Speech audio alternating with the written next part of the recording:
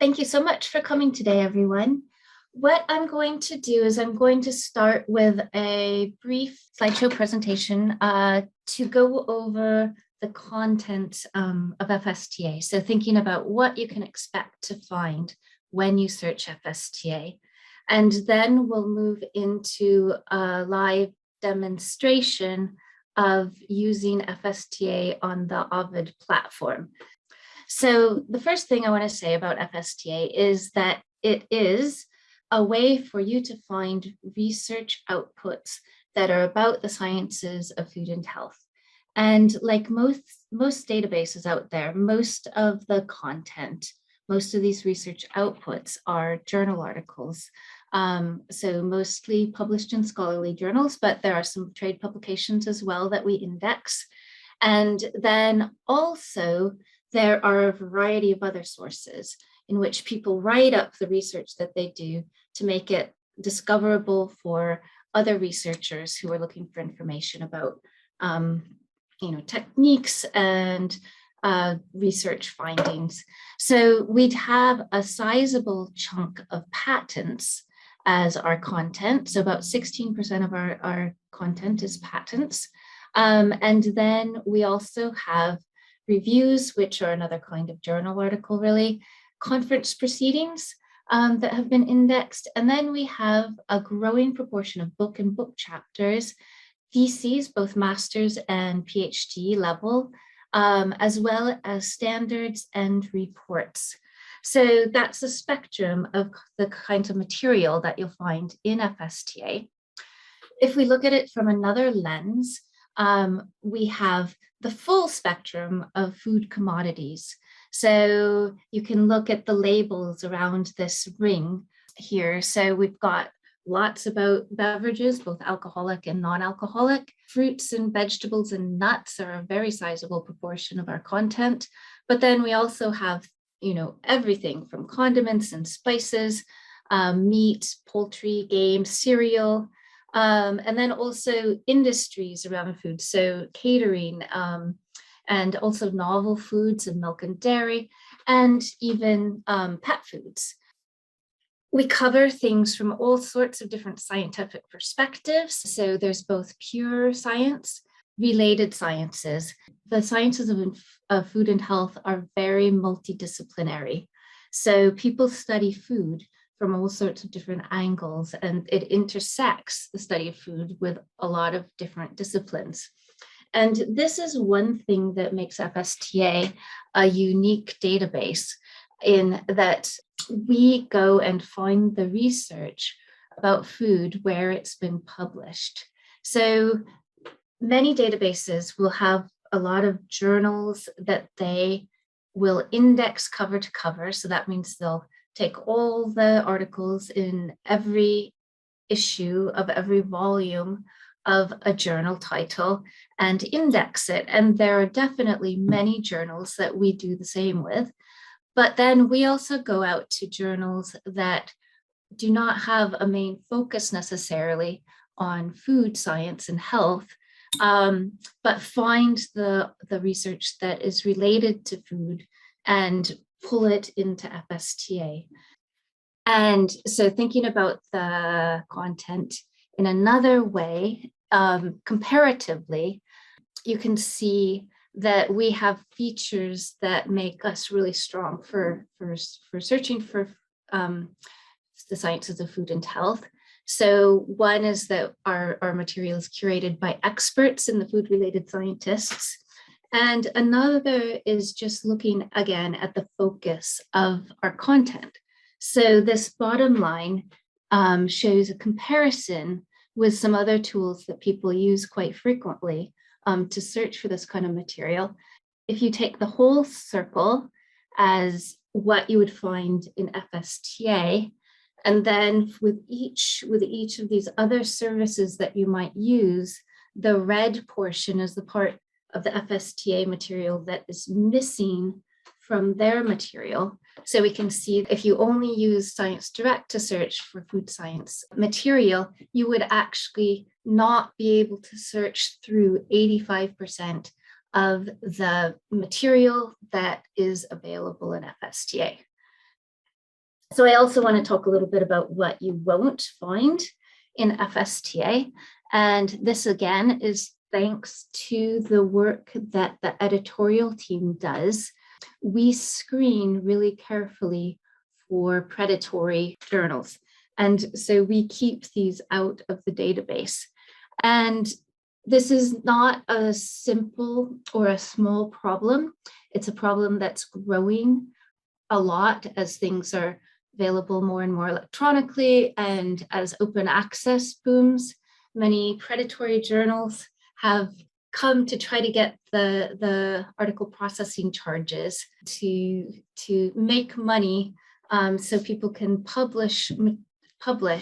But the problem with the predatory journals is that they don't do the peer review checks that assure people who are using the research that the science that is published in these articles is actually sound.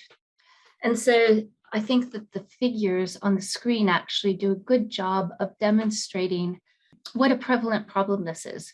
So in the calendar year of 2020, 9 journals were submitted from 9 different publishers, and these were all blocked because they were all, as we went through our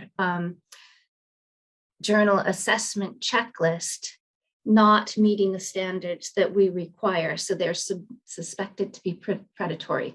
So that means that 11% of the journal titles that were submitted to us with people asking us to please index their journals, we did not, because we suspected that they were predatory.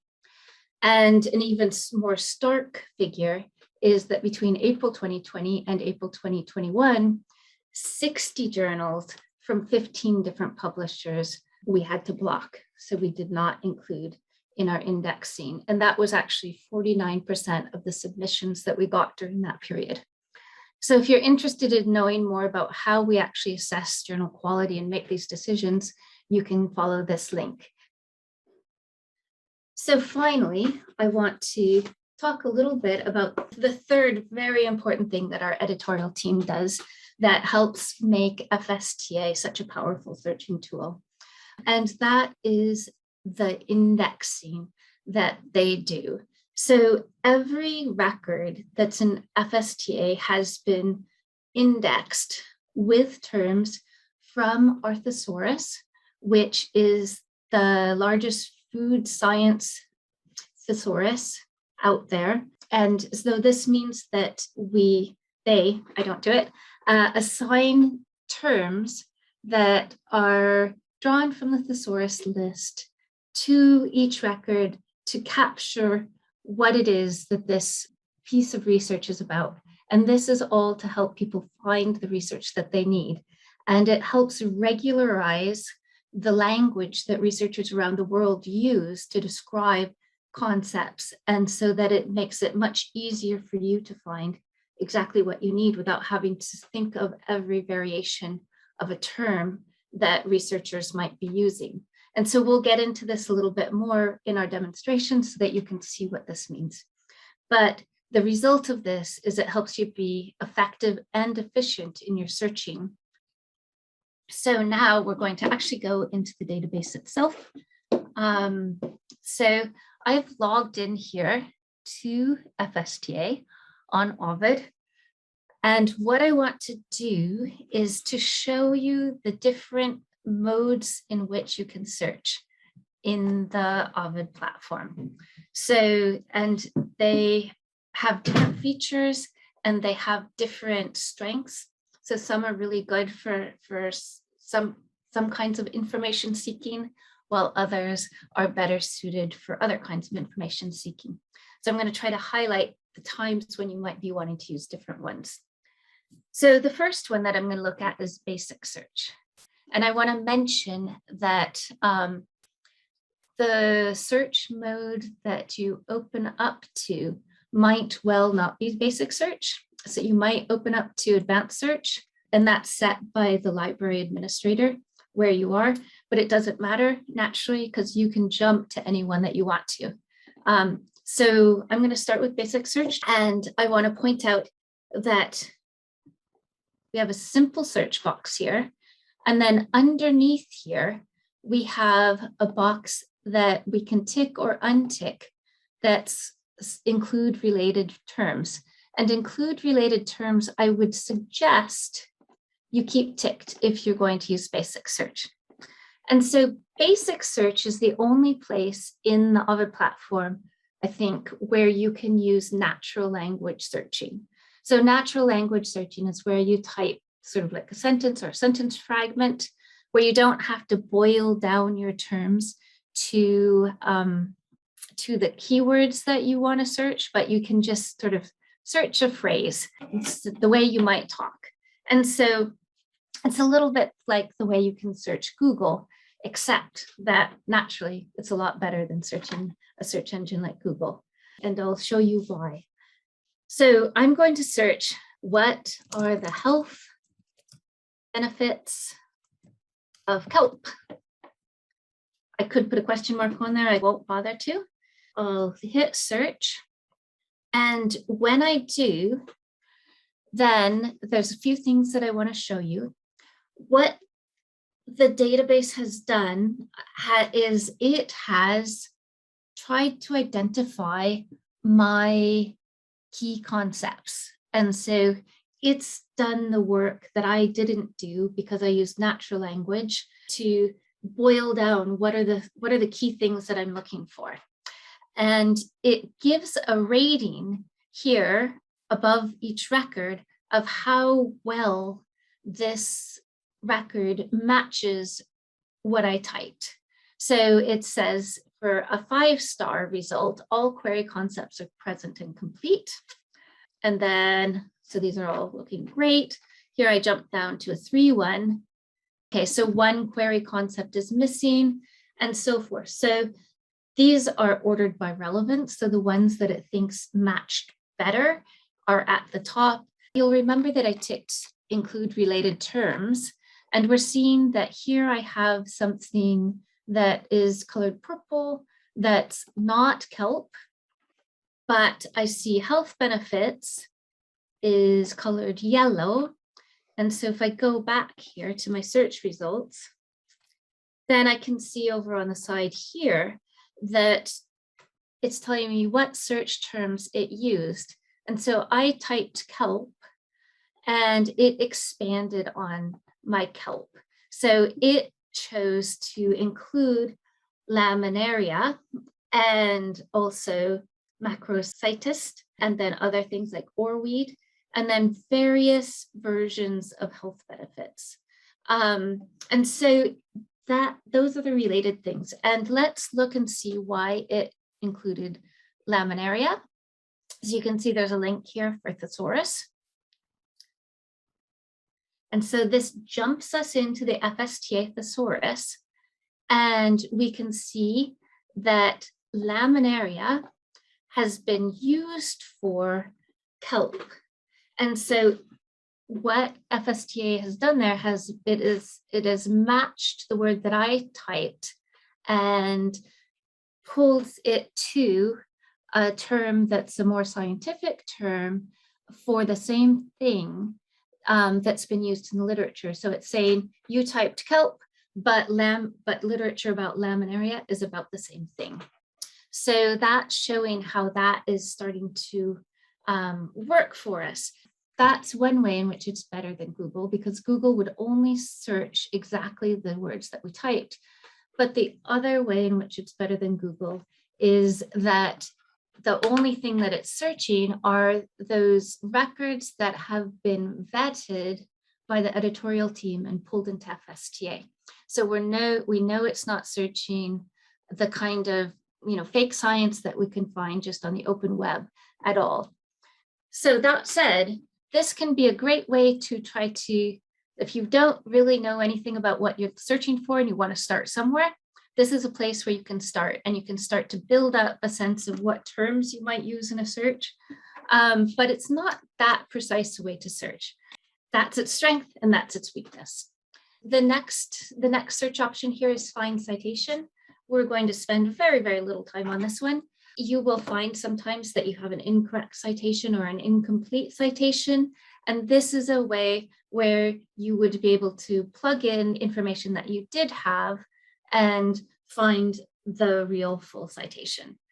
Search tools, though, really gets to the heart of FSTA. So this is a way to search directly for the thesaurus terms. And so there are a number of different modes in which you can search here. So map term, thesaurus, permuted index, scope note, and explode. And the ones we're going to spend the most time on are map term and thesaurus. So map term is when you take a term that is your best guess for a term that you want to use, and you see how it falls within the FSTA thesaurus. So we'll take kelp and search for it. And right away, it shows us instead laminaria.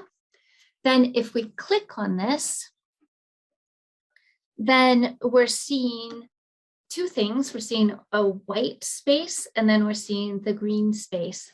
So the white space, if you look at them, you'll see that these are terms that are in alphabetical order. And then as soon as you get to a green space, you're actually seeing the term. So our term is laminaria, and we are seeing that whole term's context. So in this case, we see the terms that it's used for, which are kelp, which we already knew about, and then tangle, which is a term I wasn't familiar with myself before this. But then we also see the broader term and narrower terms and related terms. And so the thesaurus, although it is presented in alphabetical order in one way, the way it's structured is a hierarchical taxonomy. So every word has a relationship to other terms. And so if we look at this, laminaria, if we look at the narrower terms, so kombu, we can see that kombu doesn't have any narrower terms. So it only has the broader term. So we're getting down to the very, very specific there. If we go though to laminaria, back again, and we go up higher on the hierarchy, then we have seaweeds. And then we have a branch in the tree. So we can either go to seafoods or algae.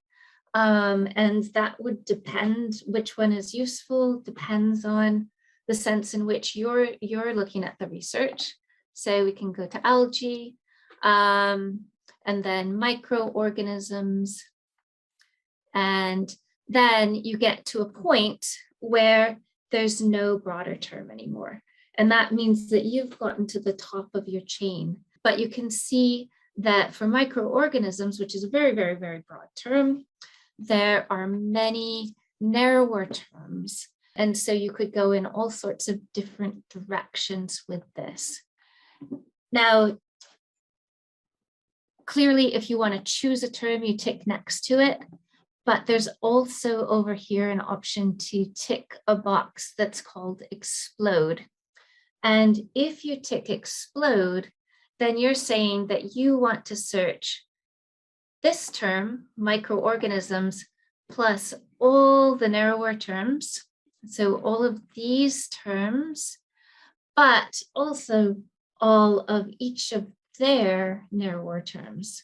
So with microorganisms, if we were to explode it, then we would have a really large number of results.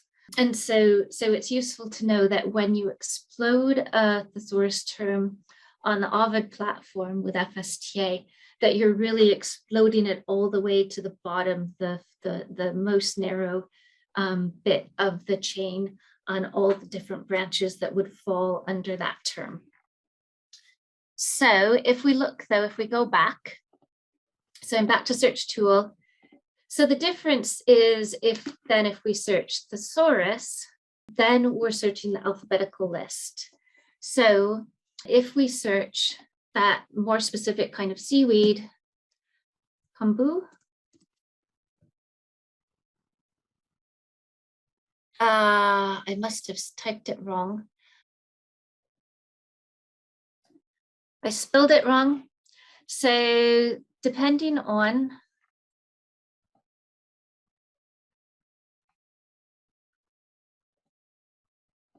which mode you're in, it's more or less forgiving of misspellings.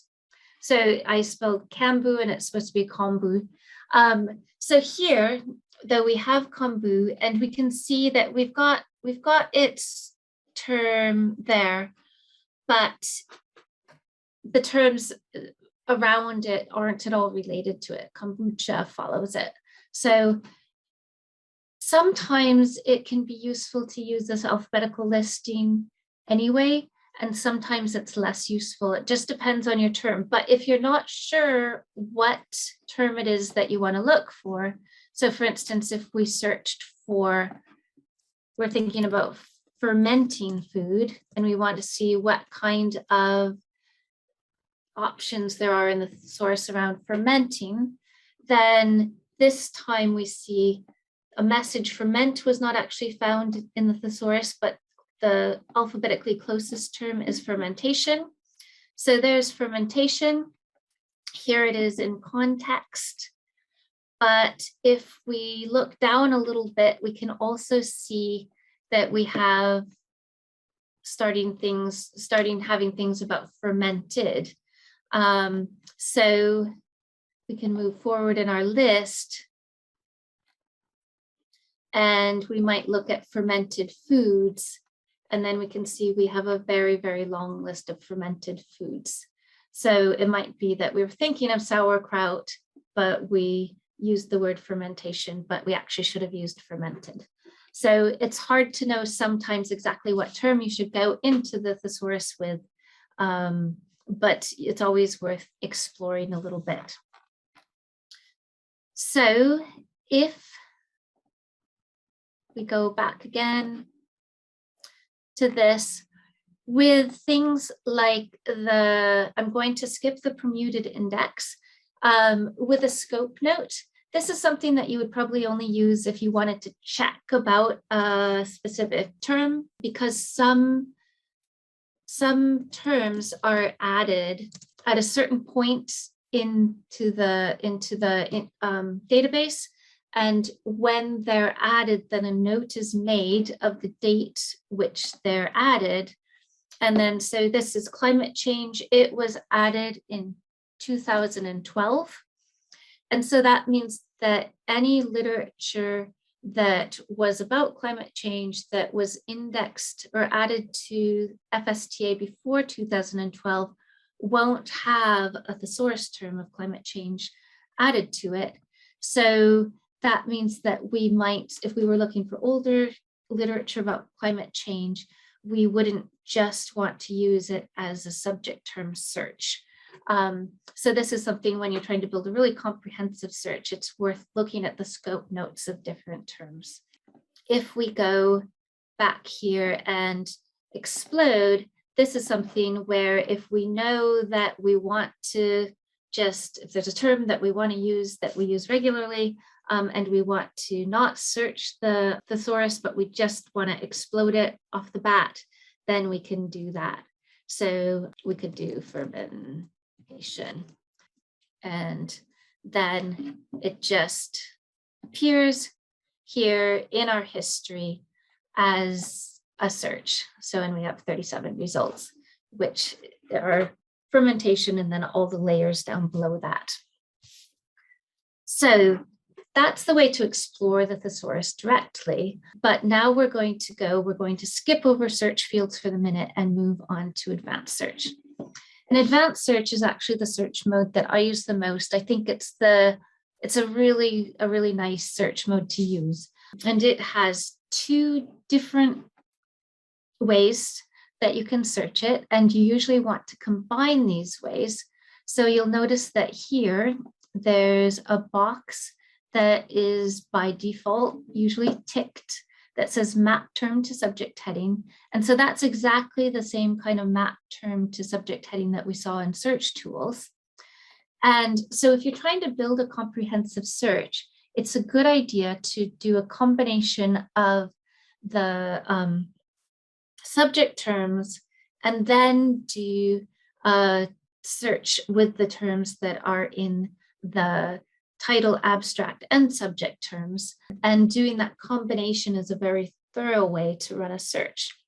So if you have a search that you don't have that ticked, then this will be searching those three fields for you: the title, the abstract, and the subject terms. And so we'll do a quick search. So staying on the fermentation theme here, we'll start with doing a search of kimchi. And I typed kimchi, but it brought me to the official term kimchis. So, and I can look at that and I can see it's been used for kimchi, and it's got a narrower term. So I'm going to explode this, and then I search it, and there it is in my search history. So I'm actually going to delete these other two searches because I'm starting to build this one.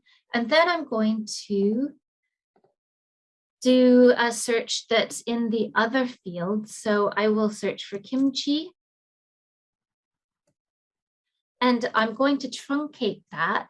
So you can use either an asterisk, or you can use the $ to truncate terms in the Ovid platform. So I'm going to use the $. And what that does is it tells the database to search for the letters that you type plus any letters that could follow. Now, there's times when you don't want to have an unlimited number of letters following. So like if you were going to search for adult or adults and you didn't want any results about adulteration, then you could add a number there that says, I only want 2 characters to be able to follow. But with kimchi, I don't need to do that. So you'll remember that the other term, the narrower term, so the radish-based kimchi was uchi. And I know that can also be spelled with 2 Ks. So I'm going to search for these. And then here it tells me that it did this as an MP, or a title, abstract, and heading word search. And I got a few more by doing the search that way. So I want to bring these together into one concept. So I'll search those as or. And so there I have that bunch together. And then what I'm interested in searching for about this is the intersection of microflora and lactic acid in kimchi. So do the next one.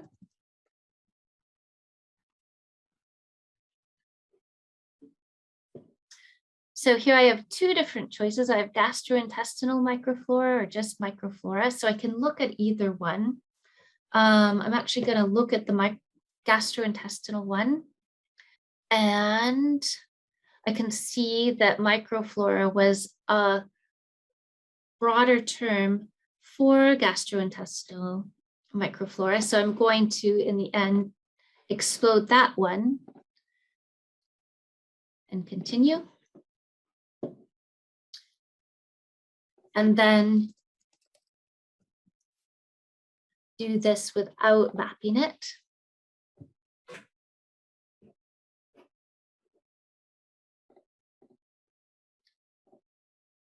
So we have the intersection. And so in this case, the number, when I added the 2 groups together, it actually came out as a little bit higher. So that means that there were some in this exploded microflora that were not captured by just doing it as a keyword search. So sometimes that's the case, sometimes it's not the case. It depends on what kind of terms were underneath the microflora. And then the last one I'm going to look at is lactic acid.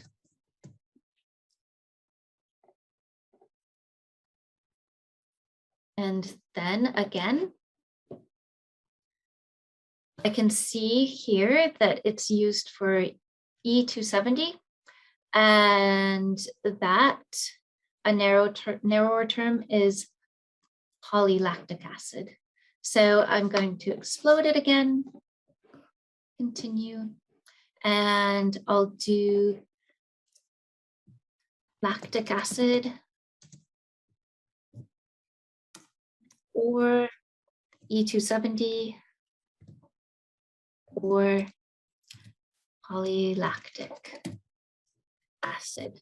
So I'm borrowing from what I saw in the Thesaurus to pick up terms that might fall somewhere else in the record. And I will combine those again with the or. Now, if I expand my searches here, then I've got 3 groups representing the 3 different concepts of what I'm looking for. And I want all of these to intersect each other. So I will search them, I'll combine them with an and. And when I do, I get 33 results. And I can see what they look like by opening them up, and I can see the full record there. And so I can see that in this case, lactic acid was in the title, and it doesn't look as though it fell in the subject headings, but it did fall in the abstract. And so if you want to do a really focused search, you could just do the subject heading search. So only use the thesaurus terms. But if you want to broaden out your search a bit, then you can do the combination kind of search that I just did. So it will really depend on what your purposes are, again, for your searching. There are different things you can do. Also here, you can change your view. So if you want to do a quick just scanning of the titles, you can do it. Or if you want to see a fuller record, so see the abstract, you can pull it up that way. So it depends on if you're screening, how you're screening for results. You can change the number you see per page. And you can also do things like select out all of them and export them to a reference management software or email them to yourself and so forth. So you can manage your results that way. And so now I'm going to go back to my next search option, which is Multifield Search. And so this is where you have the chance to search all fields. Advanced search only lets you search the three fields together. And actually that's a really powerful way to search. That's normally the way you want to search, because of course, if you're searching all fields, then you're much more likely to get a term falling in like the journal title, but the article's not really about that topic. Or perhaps in the, like if we search for Korea, in all fields, then when we look at these, then actually it's an author's address, and this isn't about Korea in any particular way. So it doesn't do a topic search. So that's why the advanced search option is more powerful. But you can, if you want to, do something like search for a particular journal. So potato, this is kind of a silly search, but potato, the journal title has to have potato in it. And then you could do something like you have a heading word that has to have, I don't know if this is actually a heading word, so blight, but let's see if it works. That didn't even work. So blight is probably not actually a heading word that was available. But you could combine things. So if you knew the surname of an author, and wanted to look for their scholarship on a particular topic, you could do that. But actually, often using search fields is more useful than using the multi-field search, and I'll show you why. So if you wanted to do, for instance, a search about for patent assignees, and you went and pulled up patent assignees here, and say we were looking at Sapporo, so the Sapporo breweries, but we weren't sure exactly what their full name was. And we searched for Sapporo, then we didn't get any results here. But if we go to search fields and went to patent assignees, and you'll see that here there's an index, then we can search for Sapporo here. So we could also go to S and then scroll through until we got to it, but searching for it here is a little quicker. And when we do, then we can see there's Sapporo Breweries Company Limited, Sapporo Breweries Limited, and then again, Sapporo Breweries Limited. And then we're starting to get Sapporo Holding. There's two Sapporo Holdings, Sapporo Holdings Limited. And so there are different variations on this company's name that are listed on the patents that they have gotten. So we can choose all these different versions and search for selected terms. And then you can see that we got 674 results. So we actually got a much more thorough number of results by going into that index and getting all the different variations of this company's name. So if we wanted to then do a search and say, let's do the ones that they did about citrus flavored things. So we can just do it, untick that. Then we could combine them as the patent assignee and citrus. And then we get 20 results where they have patents that they have filed for that have something to do with citrus, and usually because they're a beverage company, citrus flavored beverages. So, and I meant to show you also that if you have a group, so I'm going to go to this one about microflora, then you also on the side here have the option to do various filtering. So you could look, for instance, at all the journals that this literature was published in. You could look at the publication types. So you could look at the patents about microflora, or the reviews, or the conference proceedings. So as soon as you click on any of these, then you will have filtered down to that type of thing that you want to look at. So a second way that you can apply limits is to click here on additional limits and then choose the search that you want to limit. I'm going to choose citrus in this case. And then you get a spectrum of different types of limits that you can apply again. So I'm going to choose standards, and I'll say I would like to look at standards about citrus that have been published in the past 5 years. So then go down and limit the search. And here we can see we got 6 results that are standards about citrus. So guidelines for storage is the first one.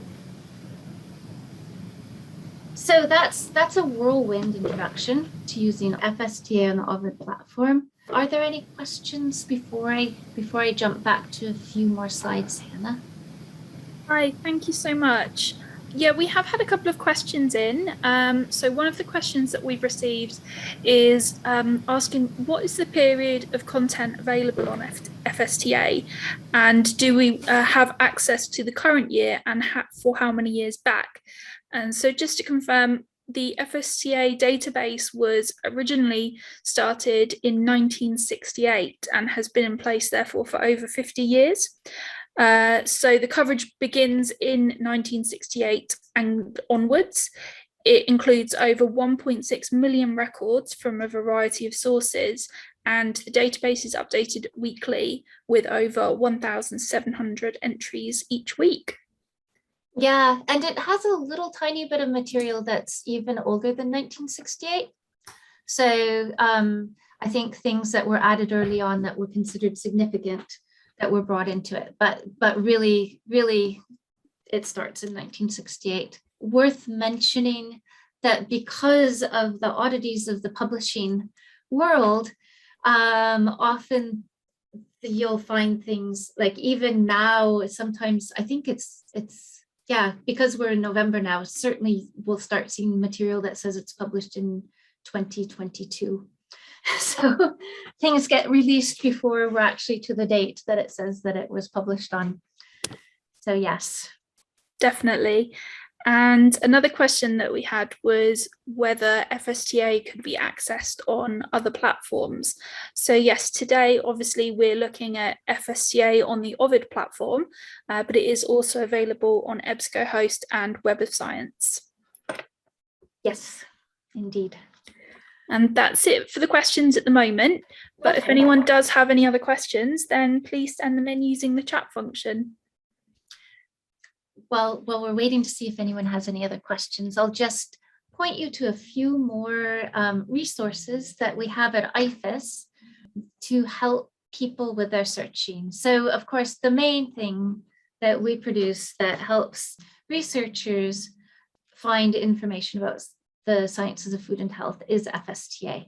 But we have a number of other tools that help you do other parts of the job that you need to do. So for one thing, we have the journal recommendation service.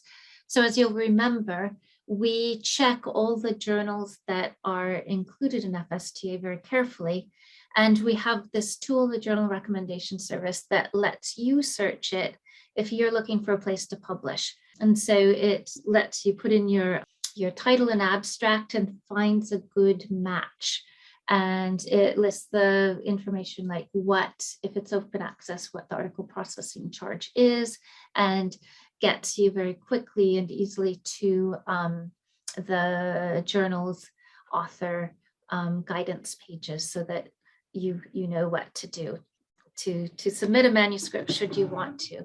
And then we have guides to help people with literature searching. So they're aimed at students and people who are learning to search, and also those who are supporting the people learning to search. So librarians might want to incorporate some of it into their own training materials. So it's a LibGuide that anybody can use. And it's been published in 5 different languages now, including Italian, and it's coming out in Korean and Portuguese next. We also have aimed at really early career researchers who are trying to publish for the first time and making their way through that process, the journal publishing guide. And finally, we have a librarian toolkit. So if you're a subscriber to FSTA and want to promote it within your university community or other community, then these are things that you can use to do that. We also have a blog, a research skills blog, and we have a new service that's called Ask an Expert, where people can submit questions that they have. Those are all found on the website, but we also have a presence on various social media channels, and we'd welcome you to follow us on all of those if you'd like to. So finally, I'd like to say thank you